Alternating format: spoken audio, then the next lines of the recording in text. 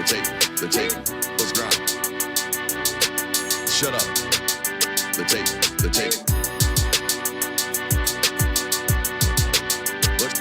Let's grind. The tape. We do a little bit different around here. We ain't gonna play. Shut up and grind the tape. The tape. Let's grind. We ain't gonna play. Them dogs in your face. Let's grind. We ain't gonna play. Shut up and grind the tape. The tape. Let's grind. We ain't gonna play. Them dogs in your face. Shut up and grind. Let's grind. Grind the tape, bro. Grind the tape, bro. Grind the tape. The tape. Let's grind. Grind the tape, bro. Grind the tape, bro. Grind the tape, bro. Shut up and grind. Grind the tape, bro.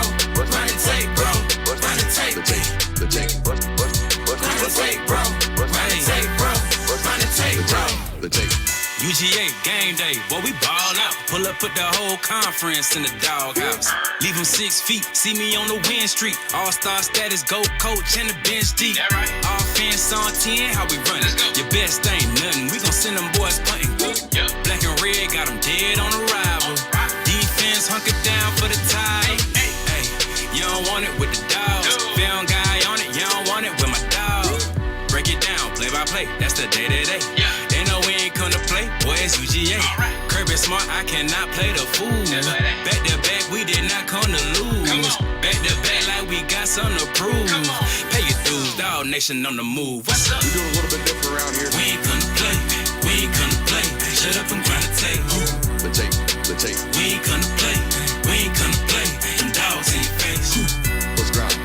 We ain't gonna play. Shut up and grind the tape. Shut up. Let's grind. We ain't gonna play. Them dogs in your face. Shut up and grind. Let's grind. Grind the tape, bro. Let's Grind the tape, bro. Grind the tape. The Shut tape. up and grind. Let's grind. Grind the tape, bro. Let's grind. Grind the tape, bro. Let's grind. Grind the tape, bro. Shut up and grind. Grind the tape, bro. Grind the tape, bro. Grind the tape. Shut up and grind. Grind the tape, bro. Grind the tape, bro. Grind the tape, bro. Shut up.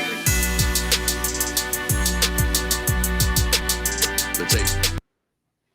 What is up, ladies and gentlemen? Welcome in to the Film Guy Network on a fabulous Thursday evening. Gave the boys the night off. They have to commute to mom's basement here. They got to commute to the studio. So with what's going on with the hurricane and whatnot, just decided probably best off do this one solo tonight. Kick it a little old school, not have to worry about the guys getting home safe tonight. So they're taking the night off. Just me tonight. I've got some final thoughts for you guys as well. We're going to take live Q&A here on the show. For the first time, long time we've done this. The last several times we've done Q&A, we've kind of prompted you on social media. We're going to kick it old school tonight. Do it the way we used to here on the network. Appreciate you guys for being here. Make sure you hit that thumbs up button. Hope everybody is staying safe with the hurricane and whatnot. It's supposed to hit here in Northeast Georgia sometime right around the end of tonight's show. So let's hope everybody stays safe. Keep them trees upright. You know what I mean? I want to start with this before I give you my final thoughts. I cried today. Little sissy boy. I've given up on watching new shows. I've just stopped. I don't think I have the bandwidth for it. Unless something like Shogun was the last one I watched that was brand new, that it was gas. Had to watch it. I've given up on watching new shows. So I'm rewatching Friday Night Lights. And everybody knows what happens in the first episode. If you ain't watched it, I ain't gonna spoil it for you. But there's a moment in that first episode where they're playing like little kids versus the high school Dillon Panthers team. And there's a little kid that looks up at Jason Street and he looks at him and goes, before they're praying, he goes, "Jason, do you think God loves football?" And Jason looks at him and says, "Man, I don't know if God loves football, but I think everybody loves football." You know what I mean? And I just, the purity of that hit me in my gut, especially after what we've been watching with the world of college football as of late. I think the purity and like the just doing it because you love it, I think that's kind of, we've lost a lot of that.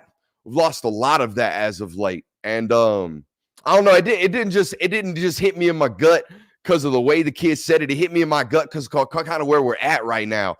Man, I don't know if everybody loves football the way that they used to. I think everybody loves the business that is football.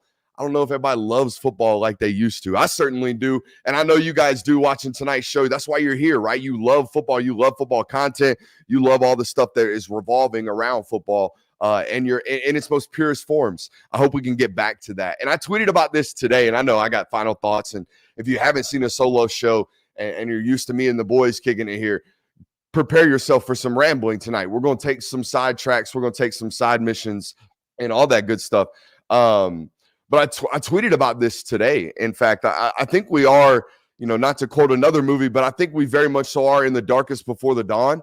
Like the night is darkest right before the dawn. And I think that's where we're at in college football. And I think that's what I've been kind of portraying for you guys on this network for quite some time. I let you know about House versus NCAA long before it hit the primary news cycle. And I felt like you guys got bored with me, but I tried to tell you how monumental that settlement was going to be. And not only how monumental that settlement was going to be, but how monumental the aftermath of that settlement was going to be. The fact that college football, as you know it, the wild, wild west we have right now, eventually it would come to some settling of ground, right? Eventually, because you've now agreed in the NCAA and all of your chancellors and all of your presidents, because you finally agreed to come up off this hill that you're willing to die on of not being willing to share the revenue sharing model, because you finally come off that hill that you've died upon. Now the government's looking at you like, hey, finally, you've stopped violating antitrust laws for the first time in your 120-year history. We'll help you here. We'll help you with some regulation. So we got regulation coming. So everyone panic and running for the hills. The help is on its way. It's going to get here eventually. But in the meantime, I'm here to tell you, in the meantime, you're going to see some of the grossest shit you've ever seen around the world of college football. You're going to see holdouts. You're going to see people trying to maximize their value. You're going to see agents being out here wilding. You're going to see college football programs out here promising more money than they've ever promised before. You're going to see false promises at a higher rate than you ever have before. You're going to see sneaky and conniving shit over the next 18 months at a higher rate than you ever have. The darkest of times in college football. But guess what? There is a dawn on the other side. Revenue sharing models and regulatory structures to this world of college football, particularly the world of player acquisition inside of college football. Regulations are coming. So we're okay. You know what I mean? We're okay. We're going to be all right. But over the next 18 months, buckle up, strap it in. It's going to get wild. It's going to get absolutely wild. Let's talk about final thoughts. I am creatively washed on this football game. Awesome that both these football teams had bye weeks, but I've spent the last 2 weeks overanalyzing this one, and we're going to do it again tonight. Y'all going to ask every single possible question about this matchup that I want you to ask or that you could possibly ask. I want that chat loaded up with questions about this football game. But I am creatively washed. I don't know how many more angles I could possibly take at this football game. I don't know how much more additional analysis I can give you. I don't know how much more film study I can look at on both of these football teams. I don't know how many more times I can break it down. But I did find a new one today. I did find a new angle today because we have been talking ad nauseum about Carson Beck in the deep shot game. Carson Beck and Georgia's inability to hit the deep shots. How bad's it been, Brooks? Is it because Bobo's not calling them? What's going on? How do you fix it? Is it a matter of confidence? How can we clean this up? A million different ways to attack this one. And I've found some data points today that might help us understand what's been going on, right? What's been going on? Why has there been some inefficiency in these deep shot accuracies? All right, so here we go. Carson Beck right now through 3 football games is 2 for 11 on balls thrown more than 20 yards past the line of scrimmage. That is an 18% completion percentage.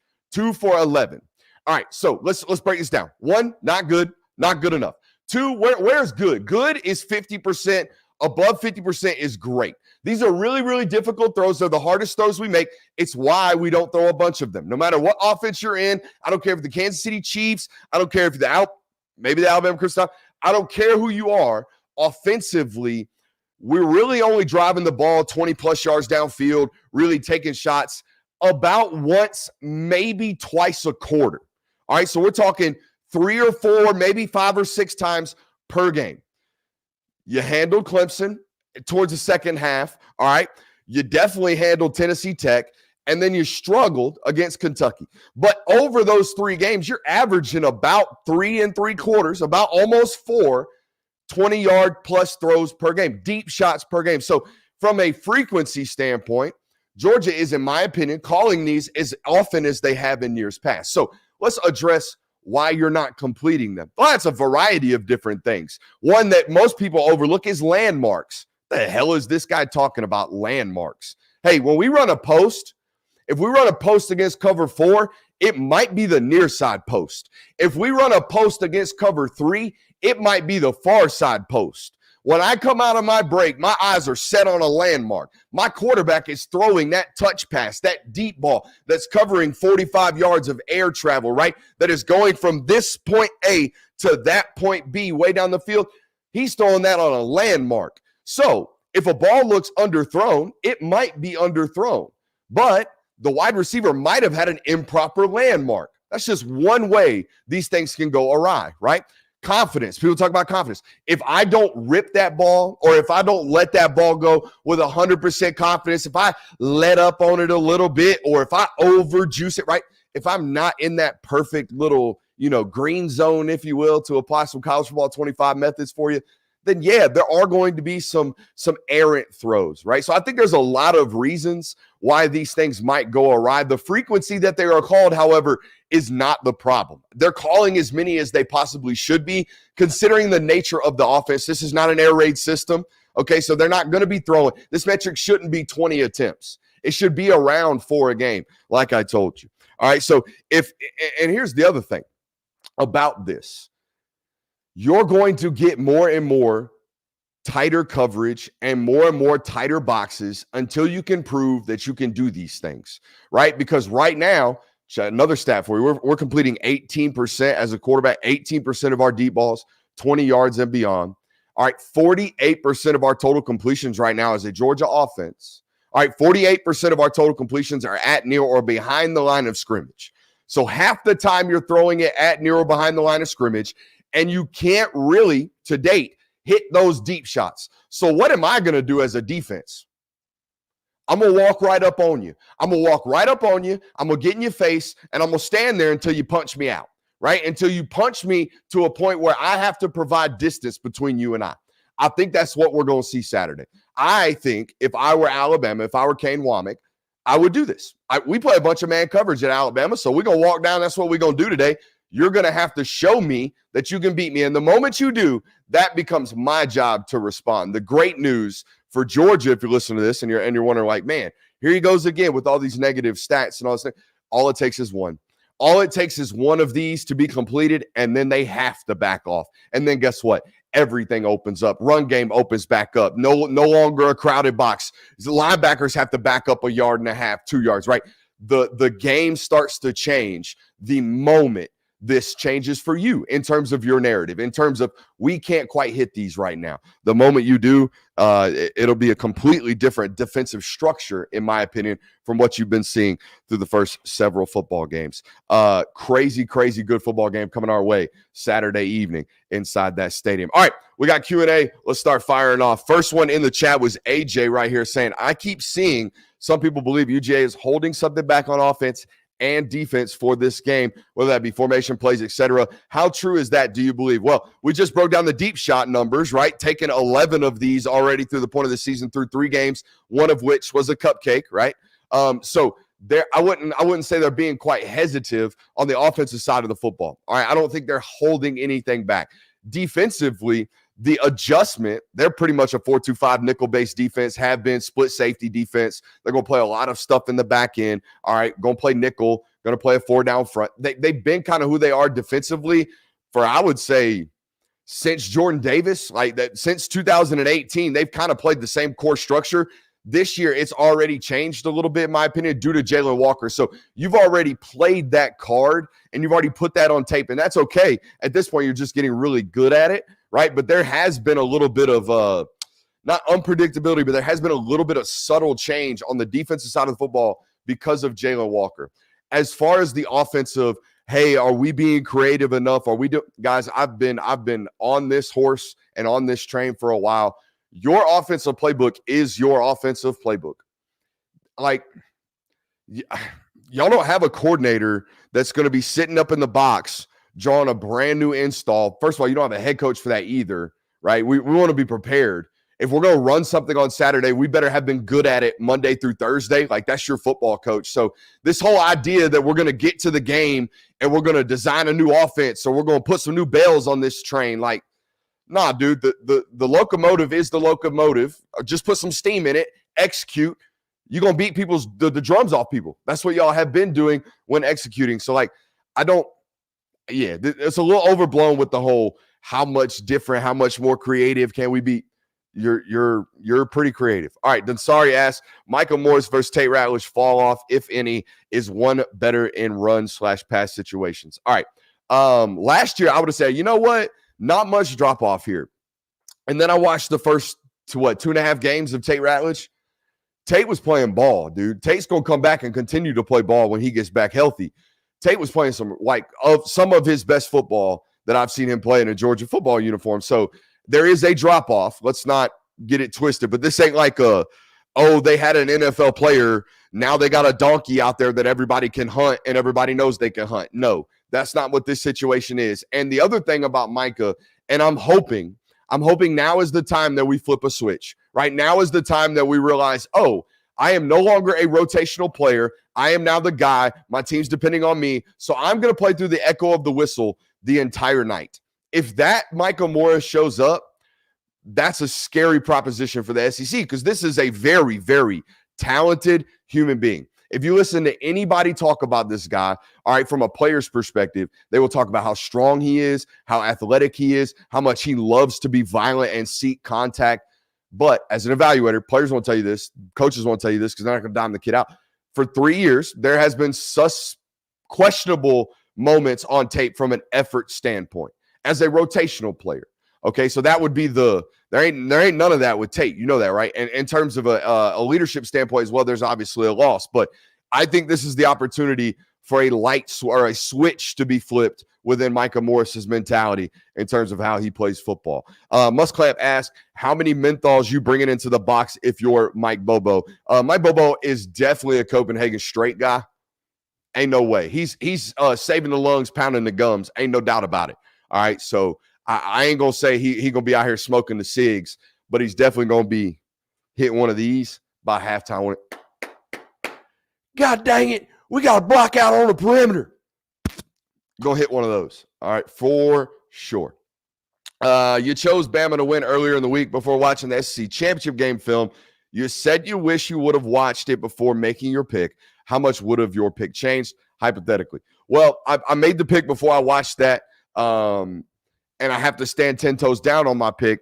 The only change I'm going to do now, if you would allow me, I think I called it 27-24. Let's bump it down 2017. Okay, I think it's much more of a defensive performance than I originally, anticipated going into that football game. This football game. What part of this game is being overanalyzed / overhyped? Asked Chaos KLC. By the way, I would assume I haven't scrolled down. We're only about, we're already loaded up. All right, so we got a bunch of people firing off with questions. All right, we're already 18 minutes in. I have no idea how long I'm going to be able to go without passing out from not taking breaths here tonight because it's just me. But we will go as long as we possibly can. But what I can tell you right now, Super Chats get hit first from now on. Super Chats get hit first. We got to get these questions in. If you have a must-answer question, make sure you hit that Super Chat so we don't miss it. Other than that, always make sure we're putting the question mark in there so we can get all these. What part of this game is being overanalyzed / overhyped? 17 years old. What's your guess as the most impactful wideout for Georgia on Saturday? Dominic Lovett, man-to-man team. You would imagine, look, they haven't blitzed a lot, but nobody blitzes anymore. Can we get a pressure stat, please? Can we get how many times you've sent 5? Because that's a modern blitz. Just a little nitpicking from Brooks here. A little football certified ball knower nitpicking. Of course they haven't blitzed but 4% all year. That means they're running cover 0 4% of the time. Nobody's blitzing anymore. Everybody's dog pressuring. Everybody's sending a 5th if they're not rushing 4. Sorry. Just had to get that off my back right quick. Impactful wideout, Dominic Lovett.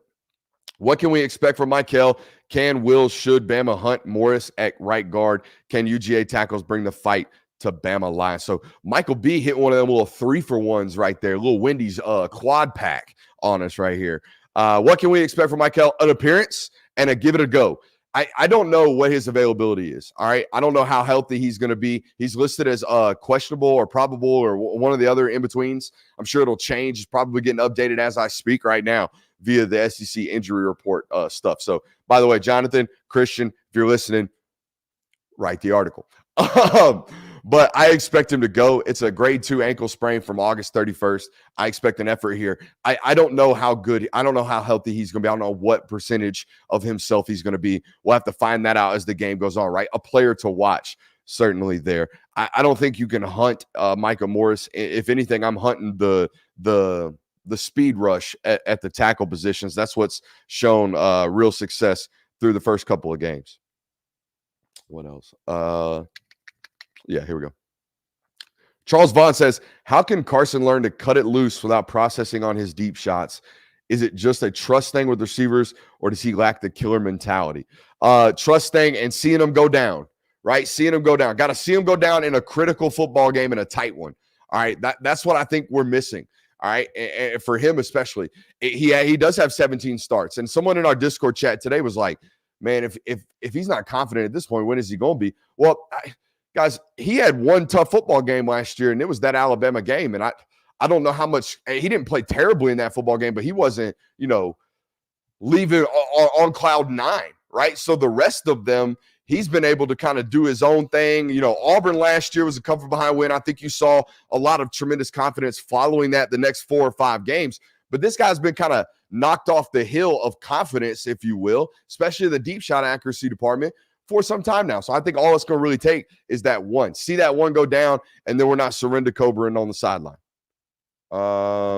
Yeah, Jamie points out a good point here in the chat. Being risk averse as a quarterback will certainly change some of these looks in terms of the deep shot accuracy as well.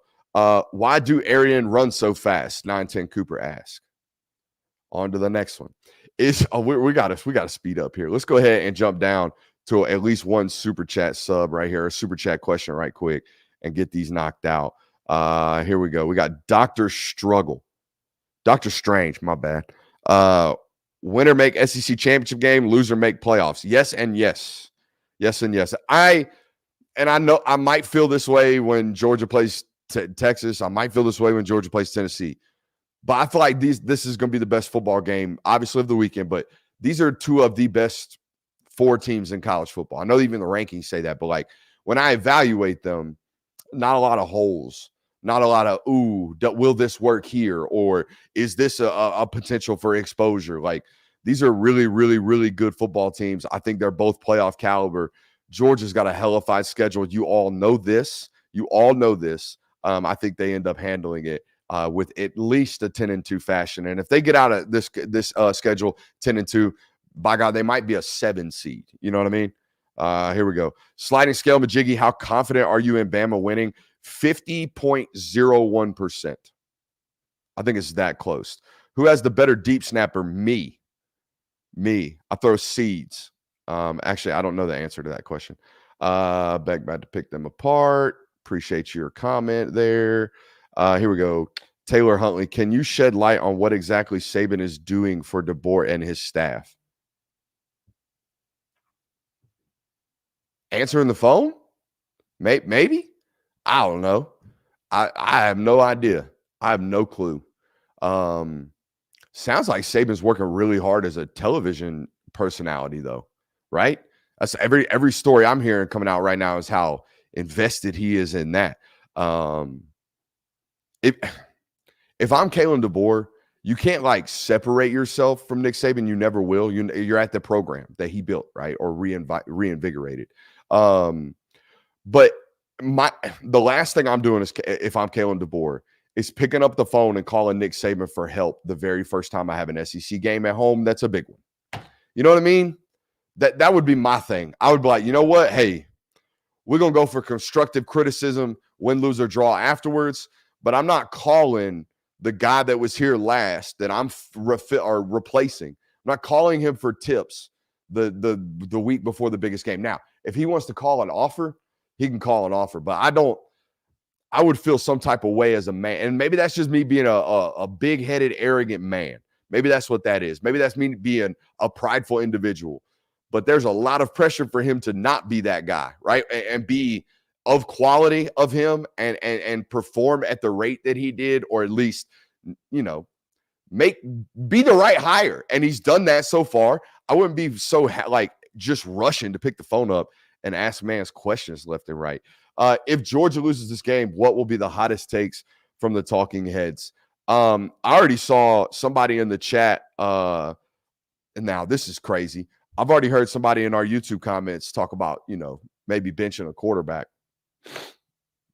It's going to get wild. It's going to get wild no matter what. No matter what, whoever loses, fold up the program. That's going to be some type of energy from a portion of the fan base. Unless it's just like the refs cost you one and it's a 1-point game at the end. Then you're just going to blame the refs. We're still on a title run. F that other team. But if there is a double-digit win here, there is going to be a lot of overreactions for a football game that doesn't need to be overreacted to like that. Let's go back up here because we ran out of super chats right quick. Here we go. Hey, Brooks, do you know if the team was able to practice today? Figured the hurricane would cancel everything. Certainly able to practice indoors. I was let know before the show over on Patreon in our Discord from Unc that they will be traveling tomorrow. They will be traveling tomorrow with a Georgia State Patrol kind of guide in front of the buses. So no flying. Normally they would have flown to this football game, but they will be driving on the bus. About a 4-hour bus ride from over there. What team has the better run game? I would strictly running back run game, Georgia, but an overall difficulty to prepare for, Bama. It's more diverse. It's 2 guys back there that can carry the football. So I would say from a difficulty to prepare for, Bama, from an execution standpoint, they're about dead even right now. Both of them running the football relatively well, in my opinion. Let's keep going. Bama must have good game from Milroe. How do the Dogs force him into a bad quarterback game? Squeeze the pocket. You guys know this. By the way, Jonathan Kirby, if you are listening, they did update the injury report. Squeeze that pocket. Something we've talked about on this channel, watching him on film study, right? You can see, hey, yeah, there's been some cleanup in this game. Don't get me wrong. There's been some improvements. I wouldn't call them drastic from a passing standpoint, okay? If you're going to get this guy to turn it over, I think it's from making him throw the ball within the pocket, okay? Consistently, and pushing that thing and getting offensive linemen to put their feet at his feet. He will feel uncomfortable at that point. Can Malachi Starks play wide receiver for the love of God? No, don't need it. By the way, he was a quarterback and a running back in high school. If anything, let him do that. Why didn't team do this to us last year? It's a great question, Hunter. Wish I knew what it meant. Let's see here. Questions. We got a super sub down here. I see it popping up from Josh Armstrong. Let's hit this right quick. How important is it for Beck to build confidence on the first drive? We have seen it in years past. A Dover to Bell, play action route to Arian. What would you call first 3 plays? How would you stop Milroe? All right, within the first 3 plays, we're getting an arrow into the flat for sure. We're going to test their flat discipline out of man coverage with a tight end slip. Because if you're going to play this much man, I'm going to give you a play action. I'm going to take a linebacker's eyes, and I'm going to run who he's responsible for out into the flat right now. That's going to be early, easy completion on the road. We're going to get the quarterback that one. And then after that, I'm probably getting to some type of man beater that I know if that's what they're lined up in, I'm probably going to get into some type of immediate explosive if I'm ahead of the sticks. See, I would be a very different. I don't know how other guys call their opening script. I don't even know if opening scripts are a real thing anymore. When I was playing, they were like a 12 to 15 play script of this is kind of how we want to do things. But you're preparing for an unpredictable result, right? So like you have these lists of 15 plays or you have these lists of 3 plays. Well, what if you come out and you prepare for them to be a cover 1 man team all year or all week and your script's set for that? And you come out to the line of scrimmage and they're playing zone coverage. Well, now we got to nix our whole script. All right. So what happens if we come out on the script and we've scripted for 1st and 10 and it's a first down run play and we scripted to be in a 2nd and 5 range or maybe a 2nd and 6 to 2nd and 4 range, but we got a TFL on that play. So now it's 2nd and 12. Do we still stay on that script? Probably not. So I don't even know how valuable script making is. And I've never really understood it as a football player because I've never called plays. If I were calling plays, every play would be a situational play call. Down, distance, formation, personnel. That's how I would do it. All right, so my first 3 plays, my first play would probably be some type of standard run. We're going to see what you line up in, how you line up, probably going to send some type of pre-snap motion. My second play, depending on how that first play went, would be determined on how that first play went, right? If we're in a 2nd and 2, hell, I might be taking a play action shot right now to start the football game. If we're in 2nd and 8, I'm probably running some type of immediate, like, hey, let's get a guy open now. Let's make sure we're living in 3rd and 2, not 3rd and 12. We all get it? That's how I would go about playing football. That's how I would go about calling plays. I don't know how Mike Bobo does his stuff. I don't. How would you stop Milroe? Variety of looks, variety of coverages, variety of pressures. We would not play a single thing twice. Not once. But for 2 standards, for 2 reasons. One, DeBoer, you do it twice, probably not going to come out as nice the second time. And the other reason, Milroe, I'm not going to give him an opportunity to be comfortable with just something as simple as the look that I'm providing him. Who would you say is your best man beater this weekend, Arian or Evans because of speed or Colby because of size? Yes, 9-10 Cooper.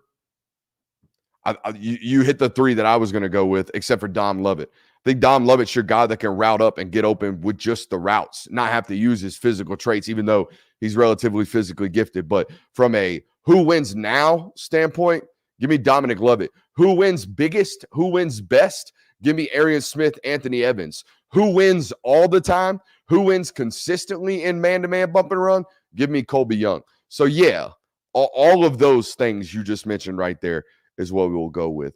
Do you think this is Bell's game? Can't help but to feel like they have been keeping him on the shelf for this game. I'll take you back to a comment from Mike Bobo during during fall camp when we got to talk to him. Said, I'm waiting. I want Dylan to progress from an X receiver standpoint because in this conference, when you're the single receiver, meaning you're the X receiver, you're going to get bump and run man coverage. People are going to walk down on you, get in your face, and dare you to beat them against man coverage.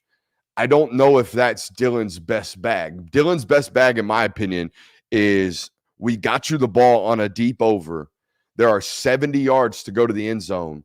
How do you make 3 guys either run through them or miss and then take it to the door? That's Dylan's best trait. That's why he did what he did last year, in my opinion, in a variety of different positions. Last year, it wasn't just running back. It wasn't just X receiver. It wasn't just the slot, right? He played everywhere. He was constantly in motion. He was constantly, doing different things, being a pseudo Deebo Samuel. I talked about it last night. We don't put Deebo Samuel at X receiver. We never have. We probably never will.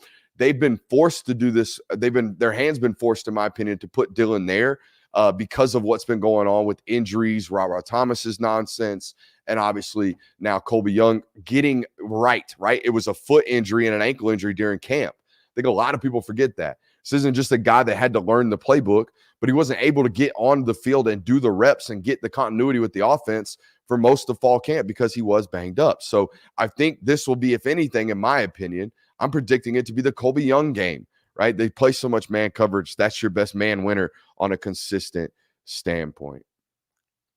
Y'all need to quit talking about my hairline. That shit's not funny. It's just not funny. Got me waking up at 2 o'clock in the morning putting hymns on the hairline. That's crazy work by you guys. I don't deserve none of that. I don't deserve. Don't put that. Don't wish that evil on me, Ricky. Put that evil on me. Mark Starks with the $9.99. Don't even ask a question. Do you think we played vanilla against Kentucky? I think that's what the question was. This one right here. No, I don't. I think you executed like dog dookie. I think you executed like mint chocolate chip ice cream when you ordered vanilla. That's what I think. Off top of the head. You ready? Jurasic, 2 missed blocks in a row in your own end. 3rd and 15. We can't catch a damn shotgun snap. Next possession, 3rd and 8. Kobe Young runs a 6-yard route. Punt the football. So I'm saying it's just like over and over and over again. Oh, first 3rd and 4 of the game, Ernest Green, beat clean, left side. We can sit here all day, and I did this all week last week when everybody wanted to do it. We did this all week last week. Everybody wanted to criticize Mike Bobo de Bozo, right? Everybody wanted to do it. It's a matter of execution. It is a matter of execution. You have to do your 111th. You have to on offense. Defensively, do your 1 of 1. Do your 1 of 1.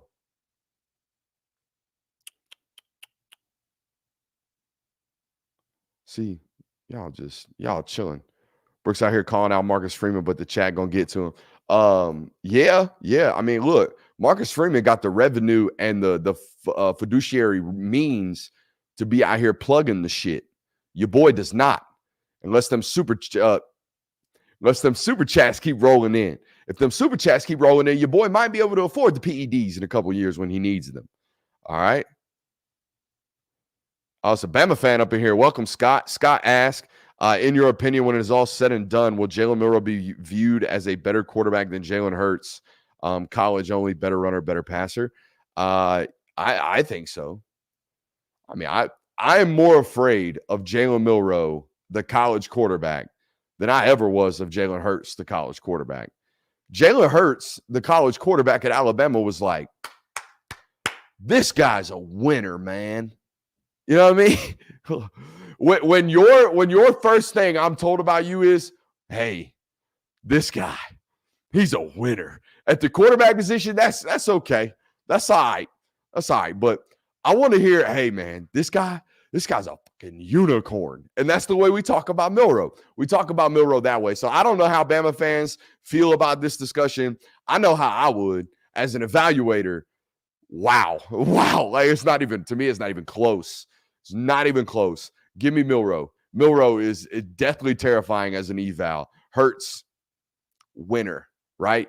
I feel like he's even getting some of that now in pro ball. And now that he's not winning, people are out here like Dan Orlovsky saying, I think we've already seen the peak of this guy 2 years ago as a first-year starting quarterback. You start getting takes like that. You know what I'm saying? So, yeah, I would go the other one. Give me Milroe on that one. Does Ben get beat out by a younger tight end? I don't know what they see in practice, but I talked about this last week. This was last week after Kirby's Monday or Tuesday press conference. He said something along the lines of, I just need guys to go out there and do what they do in practice.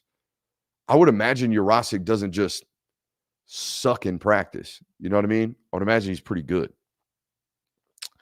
William Hawthorne with the super chat says, do you think Starks will play more star this game, allowing KJ to be on the field more?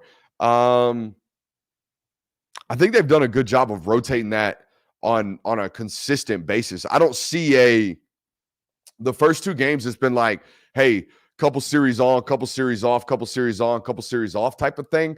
I haven't seen now this is a byproduct of nobody really having getting beaten yet to like a major extreme. But I haven't seen hey, we've got to play this rotation because this rotation's clearly better than the other rotation. Does that make sense? I think this is just a, hey, into, out to type of vibe. The way it's always been. They do this at other positions as well. They did this they do this on the offensive line. They do this at linebacker. They're now doing this at the defensive backfield. They didn't do this last year. You know why? Because I ain't taking Taki Smith off the field for nobody else. I ain't taking Malachi Starks off the field for nobody else. And I ain't taking Javon Bullard off the field for nobody else. But I might take Dan Jackson off the field for KJ Bolden and vice versa right now as a true freshman with the form of KJ Bolden. So it makes sense to me that they're rotating the way that they are as of right now. We got a slacker in the chat. Alert, slacker in the chat. Guy was so quick to let the chat know he did not want to drive in the rain today. Ooh, a little bit of rain. Ooh, there's flood warnings. Ooh, massive hurricane touching landfall. Soft. Would you agree that UGA O-line versus Bama D-line is the biggest matchup in this football game? No. It's the explosive matchup. That's my opinion. Explosive matchup is the biggest one in this football game. Bro, and here's the craziest thing. Mans acts like he don't drive a Jeep. Man's scared a little water, like he ain't got a snorkel in the garage to put on his little Jeep Wrangler. Beep beep. Bum. Oh man. I wonder if anybody ever watches this show and is like, man, is he actually ever mad at these guys? Sometimes. All right, let's go back up and hit some of these that we didn't hit.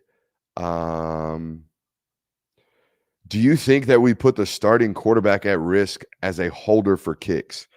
No, as long as they're athletes. And as long as, like, here's the thing I've never understood. Now, punters in the league. Now, I am biased because I can throw special teams players further than I trust them. I don't think they belong. The fact that we give up our bodies and our brains and our longevities as human, fighting, scratching, clawing for inches on a blade of grass in a war zone out there for 4 quarters, and the fact that the results of that, the win and the loss category that I have to take, comes from some fairy that runs on the field and kicks a ball at the end of the game. That to me has always really, really made me mad. Sorry. I don't really mean that, but I do. Because I liked one specialist in college. Shout out by my boy Matt, the long snapper. The rest of the guys, we got lights flickering. The rest of the guys, I could do without. I could 100% do without. Don't even know what we were asking about. Oh, here's what I was going to say.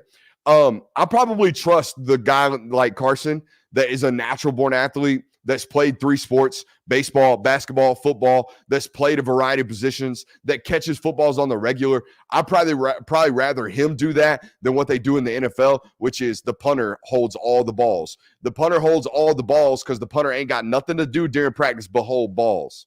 So that's why he does that. He gets really, really good at holding them balls and putting them down and spinning the laces of them balls out. All right, so that's what they get to do in the NFL. In college, we got 5 minutes for field goal unit to work on it during practice, get the quarterback out there to hold some balls, let him kick it up as long as he's comfortable doing that, and then get the specialists the hell off the field, get them over on the corner on the side doing their own thing. Kickers going to catch strays around these parts. Always. Just out here holding balls. Crazy work.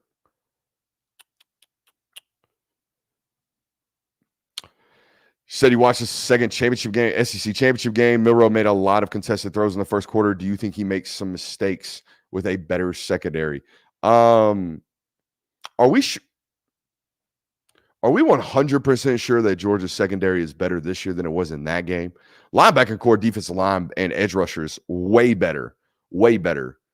Hard to tell me that you're better than Kamari Lassiter, Dalen Everett, and the 3 guys we just got done talking about in Starks, Bullard, and Smith. So I don't mean to deject the question. I think we feel differently about that. All right.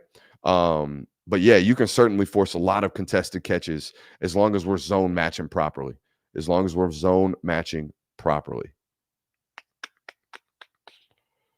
All right. Where are the other 2 lads? Big fan of Film Guy Network. Thank you, Sam. The other 2 lads are being lazy bums tonight. Apparently I did eat hard right there. I didn't even know. That's on me. Let's see here. Y'all keep firing off the questions. I'm gonna go back up here and hit some ones that I haven't hit already. All right. Here we go. Why have we gotten so many penalties this year? 70 plus yards of penalties in all 3 games so far. Great question, Hunter. I think this is a all around the sport issue right now. I wish my stat guy was here because I could throw this over to him and he might be able to pull some stuff up for me. But I think things are just getting called at a higher rate right now. So at least in the NFL, here's how this works. And you guys know this, right? They have these off-season, referee meetings, and they emphasize during those meetings, hey, we're going to pay attention real close this year to these things, right? This year we got a targeting penalty for the running back. If running back leads with his head, call a personal foul. Or, hey, this year we're really paying attention to illegal hands to the face. Data showed last year we did not call that enough. We saw multiple examples. We got a whole bunch of feedback from college football coaches. Y'all aren't doing this enough. So we spend the first 3 weeks probably overemphasizing that as a refereeing core, right? As a core, right? So I think that might be something we got going on. At least I know we see it in the NFL. Every year, the first 3 or 4 games in the NFL, ain't nothing going on social media but people bitching about the zebras. I think that's what we got going on right now. I think there was probably something in the offseason where they emphasized a certain call or emphasized a certain thing, and now you're seeing that because human nature is, hey, they told me all offseason this. You're going to see those things at a higher rate.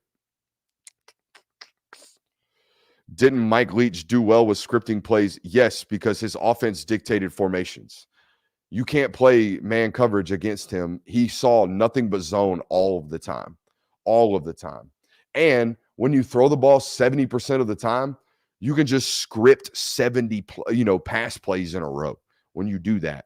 If you're a balanced offensive philosophy, you can't really do that.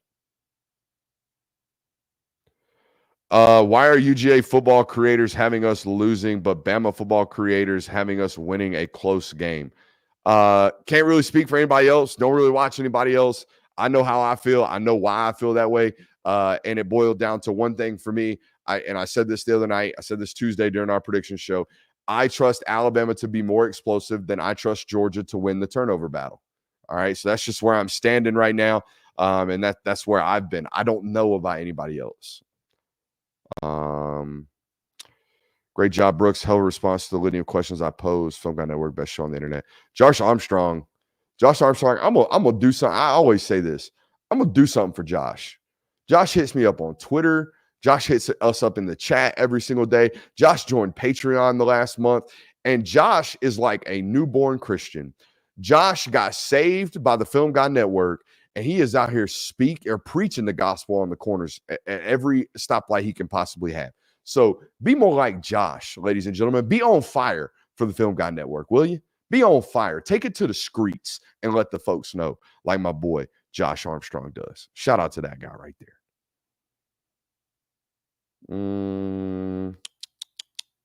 Let's keep going here. Here we go. Number 6, Everett. What's your thoughts about this kid?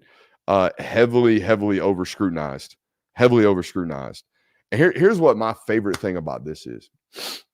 Right, last year, Kirby gave him the nod. All year over Julian Humphrey, gave him the nod all year over Daniel Harris. And then all offseason, what did he do? Kirby Smart put this guy in front of the media. Kirby Smart put this guy out in front of the team. Kirby Smart made this guy a leader in the program. Kirby Smart challenged him to be a leader in the program. Kirby Smart connoted him cornerback 1 on this roster. Kirby Smart spent the whole offseason telling the world he's got to find a corner 2 and then rotating a bunch of really, really talented people over there at corner 2. And then game 1, he gives up a hitch in cover 3 for 6 yards, makes the tackle, and Twitter's already on his ass. Man, guy can't cover shit. 6 is a liability. Bro, number 6, Dalen Everett, is going to be an NFL football player. Y'all should know this. Right now, and here's why. Dalen Everett is not only a strap. Dalen Everett is 6'2". Dalen Everett is 205 pounds, and he's going to run sub 4.4 at the NFL Combine. He is immensely talented. And he's always in the right spot. And by the way, tackles consistently. Always. So you spent the whole offseason wondering, what about this 6 guy? And I don't know, the last 18 months, the best defensive back coach and brain left in the sport of college football has just tabbed this guy as his. Oh, yeah, he's our guy. Never wavered, but his fan base does. Weird stuff. And what it solidifies for me is my take right here. Can't nobody evaluate that spot. None of y'all can evaluate corners. Because when you're watching on TV copy, he's out of your damn screen the whole time anyways. You don't know what he's doing. You don't know what his job title is. You don't know what his job description is. Yet you want to criticize how he goes about completing his job or his task when you don't even know what the task is.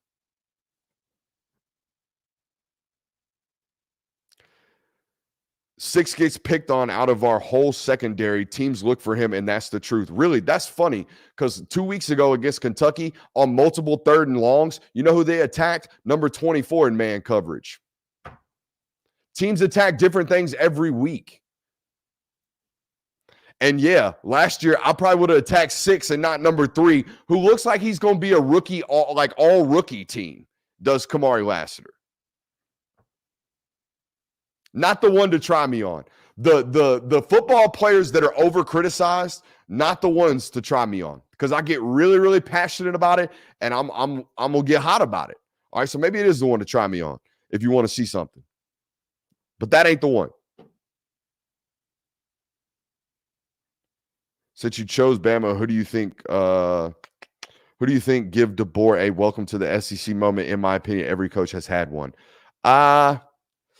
I don't know that schedule that well. I don't know that schedule that well. I'm gonna have to go look at that. Probably one of them tough ass road games, man. That's the one that gets you. The really, really hard road game to really welcome you to this conference. Because like Kirby said, you go up to Kroger Field like 55,000 seat stadium. This is gonna be a breeze. 4-quarter dogfight. 4-quarter dogfight, the field might get stormed, right? It's just real weird in this conference to travel. And he's got some tough ones. I don't know if he goes to LSU this year. I would imagine he does. So that'll be interesting. Let's see here. If you still have the Bama win and Georgia wins, I want to see a visor and frosted tips on Monday. So I'm open to punishment. I'm a glutton for punishment. I think my career arc will tell you that. But I will not be fucking with my hair. Pardon my language. Ain't happening. So we'll do something else. Maybe I'll do the recap of the Georgia-Alabama game with a helmet on during, I don't know. I don't want it to be too sticky. You know what I mean? So we'll do something.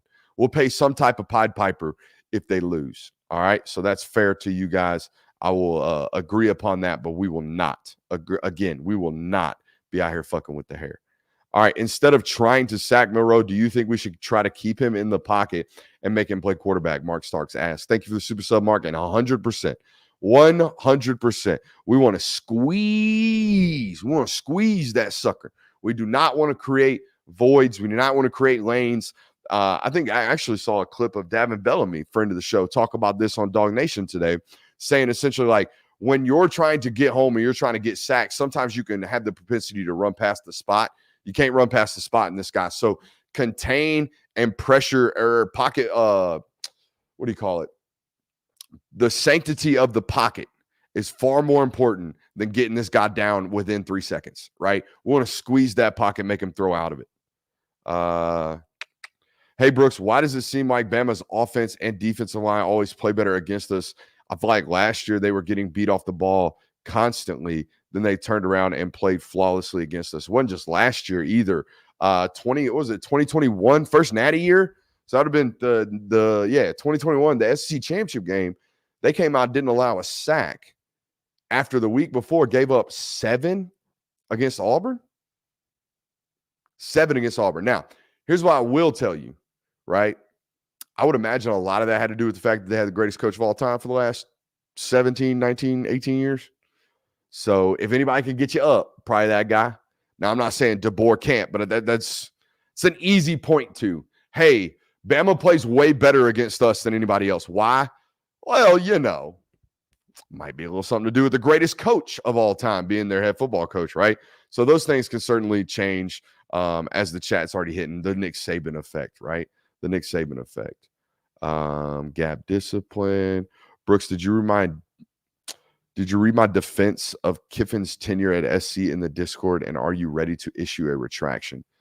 I didn't know I shit on his time at SC. But I know he got beat by a Washington-led Steve Sarkisian twice in 2 years. That boy took a L to Jake Locker, not once, but twice.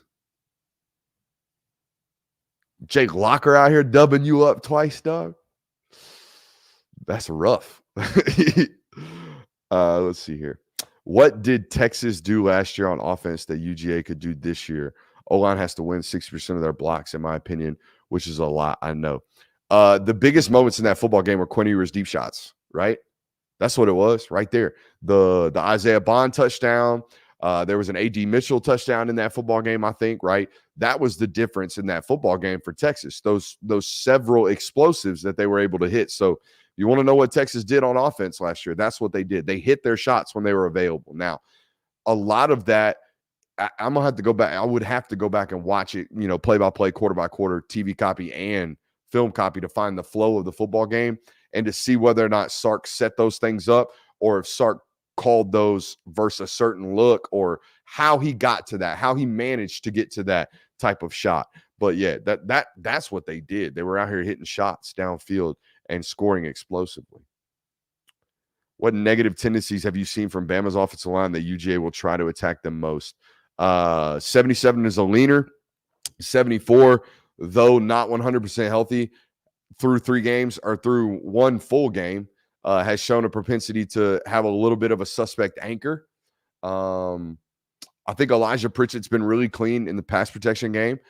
72, the center that transferred from Washington, is extremely athletic, but I think he can be kind of we could probably get through him, right? But he's so clean tech-wise that I want to almost retract that statement. Tyler Booker's the best guard in the SEC right now, so there's that. I think that solves that. What matchup are you most excited for? Anybody Jalen Carter's over, and if Quay Rousseau's available, I just want to watch what they do with him. I want to watch where he's at, how they're playing him, all that good stuff. Do you know why former Bama player? Come on, bro. Come on, bro.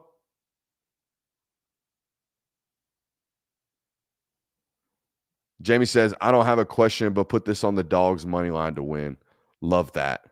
Love that.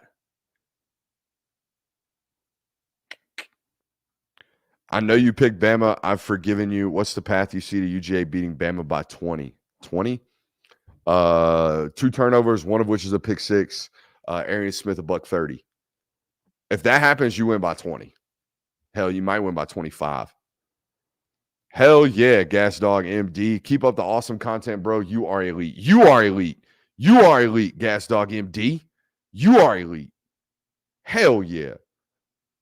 I'm going to be able to afford my gas tank out of Tuscaloosa this weekend. Hell yeah.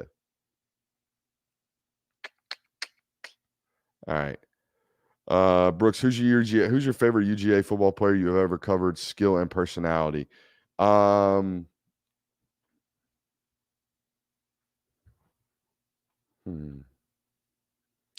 a relationship standpoint, probably Cedric and Jordan Davis.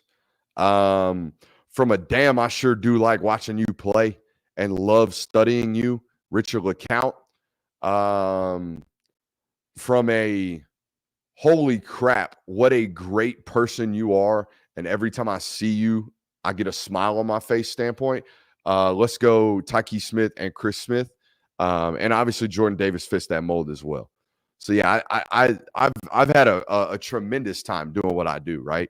I think the greatest thing about what I do and the way that I do it, at least from the players that I speak to after they're done, because we're not allowed to talk to them while they're playing, apart from media availabilities. I think they certainly respect the energy and the passion. They also respect the fact that I know what I'm talking about, right? I know what football is. I know how to talk about it. If I'm going to be critical, I know how to do it because I played. So that certainly comes from that and that experience and that background. But we've had a tremendous time doing this. Yeah, Bullard's got to be high on that list of fave players to watch, 100% all the way up there. There's shocker. There's been a bunch of them. B. Schaefer says best show on YouTube. Ain't no doubt about that. We appreciate you there. Tyler Atkinson is going to be at the Bama game. Yeah, he is, but I think that's Georgia, a pretty sizable gap. And then honestly, I would put Auburn right there in that recruitment before I would even say like, hey, is Alabama in the mix? I don't think Alabama is 100% in the mix there. They could find their way in it because they're Alabama and they're well coached, and Kane Womack's done some good stuff this year. But That's a Georgia Auburn thing going on last time I checked on that one. Let's see here. Super sub from Freedom Van. Would impact the game that one or more person in attendance that wants. I don't understand. I got to be careful on some of this. I think he's talking about the former president being there. Sure. Did you lose weight? You look skinny. Yeah, about 80 pounds. Since I started doing this. When some of the intros that we play, some of the old sound, I'm like north of 310 pounds, like 312. We were like 230 this morning. So yeah, we're doing it, man. We're cutting weight. I came back from vacation back in February, and I told you, fat don't get old, bro. Fat does not get old. I ain't seen an old fat person yet that's out here doing it. You know what I mean? That's out here living life. That's out here walking around and out here doing what they want to do in their late 70s and in their 80s, right? Fat don't get old and old healthy. All right. And I'm trying to get old healthy. So that's what we're doing. We're fighting what we put in our mouth. I figured this out, at least personally. I sometimes this happens when we do Q&A. I don't mind being vulnerable here. I was fighting with alcohol for a long time. And then something happened career-wise for me. I thought an opportunity was going to present itself, and it did. The opportunity didn't work out. And like normal, binge drinking happened immediately, right? And I got just hammered. And I woke up the next morning, and I was just like, you know what, man? Like, I probably need to stop doing this stuff. I probably need to stop doing this. So I did. I stopped doing this. And stop drinking it. And when anyone stops drinking that had a problem with drinking, which I did, you spend about a month and a half, 2 months, 3 months, 4 months, maybe it's the rest of your life fighting the urge. You have these, don't want to go there. I'm going to have a tendency or a want to drink. Don't want to do this because I'm going to be out in public, or people are going to be drinking and I'm going to feel the urge to drink. Or, I'm doing this and I used to drink while I was doing this. I feel the urge to drink. I battled that for like 2 or 3 months, and I'm still all the while fighting to be sober. And I'm still sober, obviously, at this point, but I had this moment of realization, right? That I have an insanely great life. I love my life. I love my job. I don't feel like I ever work. I work my ass off. You guys can, I got bags under my eyes constantly because I don't sleep. I love what I do. I work my ever-loving ass off. I love my wife. My wife doesn't give me shit. My wife doesn't give me problems. As long as I approach her with respect and love, my wife lets me do whatever I really want, okay? I have a tremendous life. My kids are healthy. Everything's great, all right? And all I have to do to maintain what I'm doing in this life, all I have to do, in my opinion, to maintain what I'm doing that I love so much is to watch what I put in my mouth. Watch what I drink. Watch what I put in my mouth with a fork. If I do those two things, I'm going to be okay. I'm going to be fine. And guess what? There are millions of people on this world or on this planet that are struggling with so much more that if I walked up to them and said, hey, you can have the best life you've ever dreamed of if you just watch what you put in your mouth and watch what you drink, they would look at me and they say, hell yes, give me that. Who would ever complain about that? So that's where I'm at. And since I had that moment of realization, watch what you drink, watch what you eat. The rest of your life will be okay. And you'll accomplish anything that you can go and you can run down. I've had a tremendous amount of relief, a tremendous amount of like, just my whole soul and body is at rest and at peace with where I'm at. And we're good there. We're good there. So yeah, the whole journey with the alcohol, with the weight loss is just a byproduct of everything else that's going on. 2023, I've been making my years about something. And I would challenge you at home to do this. I know we're way off sports right now, but this is sometimes some of the best stuff on this network. I have made it a point to make a year about something, right? One word. If I recall 2023, I'll better be able to bring it down to one word and just surmise it. I feel like people try to do way too many things with New Year's resolutions, right? Oh, I want to lose weight. Oh, I want to get back in the gym. Oh, I want to get my diet right. Oh, I want to call that ex-girlfriend. Whatever. But it's just too much. So I made a decision. I'm going to make my year about one word. In 2023, it was certainly alcohol. It was certainly alcohol. We whipped that ass. And in 2024, it's certainly about food, right? It's about food. It's about changing the diet, eating right, putting good stuff in my body so I feel good all the time. So yeah, there's a lot going on in the world right now with me, and it's all in attempts of improvement, right? In attempts of improvement. Because if you ain't growing, you're dying. If you ain't growing, you're dying. All right, here we go. Let's get back to some football. In your opinion, do you think there's been significant progress in rhythm department in the wide receiver room at UGA during the bye week? Seems off so far. I don't know. I didn't, I ain't gonna be honest with you. Or I am gonna be honest with you. It's pretty tight-lipped right about now at Georgia, right? Especially this week. In terms of the inside practice intel, I ain't getting a whole lot. Ain't digging a whole lot, to be honest with you. So yeah, I would imagine the last week and a half has been about developing some confidence right there, developing some confidence in those areas that you don't have 100%, efficiency in right about now. Ooh, studying for a CPA exam, Bryce Lewis. That's unfortunate. That's unfortunate for you, but hey, show me the money, baby. Show me the money. Money, money, money. You ain't gonna be broke in your life as long as you pass that test. And hey, I believe in you, Bryce. I believe in you, buddy. I got you right here. CPA exam gonna be a motherfucking breeze, dog. Speaking into existence. Stewie says, keep up the good work, brother. Blessings to you and your family. Whole chat is damn proud of you. I appreciate that. I'm proud of myself as well. I feel like that's a word men need to hear more often, right? I'm proud of you. I tell my son I'm proud of him. I try to, as much as I tell him I love him.